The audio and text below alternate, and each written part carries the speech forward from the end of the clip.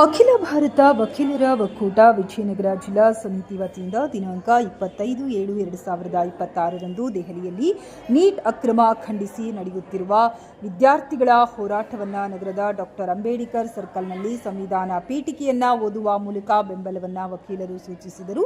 ಈ ಹೋರಾಟವನ್ನು ಉದ್ದೇಶಿಸಿ ಅಖಿಲ ಭಾರತ ವಕೀಲರ ಒಕ್ಕೂಟದ ರಾಜ್ಯ ಮುಖಂಡರಾದ ಎ ಕರುಣಾನಿಧಿಯವರು ಮಾತನಾಡುತ್ತಾ, ನೀಟ್ ಅಕ್ರಮವನ್ನು ಖಂಡಿಸಿ ದೆಹಲಿಯಲ್ಲಿ ನಡೆಯುತ್ತಿರುವ ಶಾಂತಿಯುತ ಹೋರಾಟವನ್ನು ದಮನಿಸಲು ಪೊಲೀಸರ ಮೂಲಕ ಲಾಠಿ ಚಾರ್ಜ್ ಮಾಡಿಸಿರುವ ದೇಶದ ಗೃಹ ಮಂತ್ರಿ ಅಮಿತ್ ಶಾ ತಕ್ಷಣವೇ ರಾಜೀನಾಮೆ ಕೊಡಬೇಕೆಂದು ಒತ್ತಾಯಿಸಿದರು. ಹಾಗೂ ಈ ಕೃತ್ಯಗಳ ಹೊಣೆಗಾರಿಕೆಯನ್ನು ಹೊತ್ತು ಪ್ರಧಾನ ಮಂತ್ರಿ ನರೇಂದ್ರ ಮೋದಿಯವರು ದೇಶದ ಜನತೆಗೆ ಕ್ಷಮೆ ಕೇಳಬೇಕೆಂದು ಒತ್ತಾಯಿಸಿ ನೀಟ್ ವ್ಯವಸ್ಥೆಯನ್ನು ಸಂಪೂರ್ಣವಾಗಿ ತೆಗೆಯಬೇಕೆಂದು ಆಗ್ರಹಿಸಿದರು.